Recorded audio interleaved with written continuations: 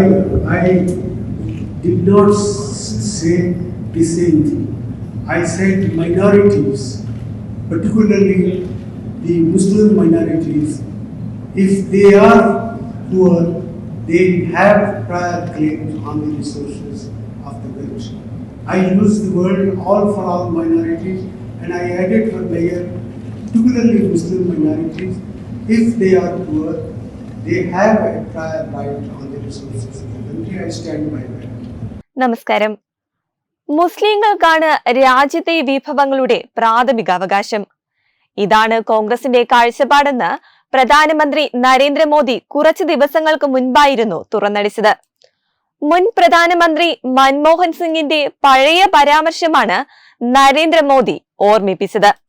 ഒട്ടേറെ വിമർശനങ്ങൾ ഇതിനെതിരെ ഉയർന്നു വന്നു. എങ്കിലും ആ വിമർശനത്തിൽ ഉറച്ചു നിൽക്കുകയാണ് നമ്മുടെ മോദി. കോൺഗ്രസിന്റെ മുസ്ലിം പ്രീണന നയം ബോധ്യപ്പെടുത്തുന്ന പുതിയ വീഡിയോ ഇപ്പോൾ പുറത്തുവിട്ടിരിക്കുകയാണ് BJP. മാധ്യമപ്രവർത്തകരോട് മൻമോഹൻ സിംഗ് സംസാരിക്കുന്ന വീഡിയോയാണ് BJPയുടെ IT സെൽ മേധാവി അമിത് മാളവ്യ ഇപ്പോൾ പുറത്തുവിട്ടിരിക്കുന്നത്.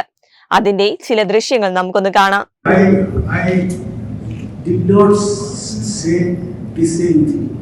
I said minorities, particularly the Muslim minorities, if they are poor, they have prior claims on the resources of the country.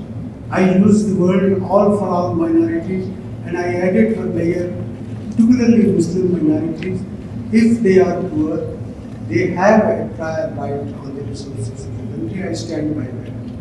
രാജ്യത്തിന്റെ സമ്പത്തിന്റെ പ്രാഥമിക അവകാശം മുസ്ലിങ്ങൾക്കാണെന്ന് ഭാരതത്തിന്റെ മുൻ പ്രധാനമന്ത്രി മൻമോഹൻ സിംഗ് ഇതിൽ ആവർത്തിക്കുന്നു. വീഡിയോ പുറത്തു വന്നതോടെ മൻമോഹൻ സിംഗ് അങ്ങനെ പറഞ്ഞിട്ടില്ലേ എന്ന കോൺഗ്രസിന്റെ വാദമാണ് ഇപ്പോൾ പൊളിയുന്നത്. രാജ്യത്തെ സമ്പത്തിൽ ന്യൂനപക്ഷങ്ങൾക്ക്, പ്രത്യേകിച്ചും മുസ്ലിം ന്യൂനപക്ഷങ്ങൾക്കാണ് പ്രാഥമിക അവകാശമെന്ന് മൻമോഹൻ സിംഗ് കൃത്യമായി വീഡിയോയിൽ മറുപടി പറയുന്നുണ്ട്. അവർ പാവപ്പെട്ടവരാണെങ്കിൽ, അതായത് ന്യൂനപക്ഷങ്ങൾ, പ്രത്യേകിച്ചും മുസ്ലിം ന്യൂനപക്ഷങ്ങൾ അവർ പാവപ്പെട്ടവരാണെങ്കിൽ രാജ്യത്തിന്റെ സമ്പത്തിൽ ആദ്യത്തെ അവകാശം അവർക്കാണെന്നാണ് മൻമോഹൻ സിംഗ് പറയുന്നത്.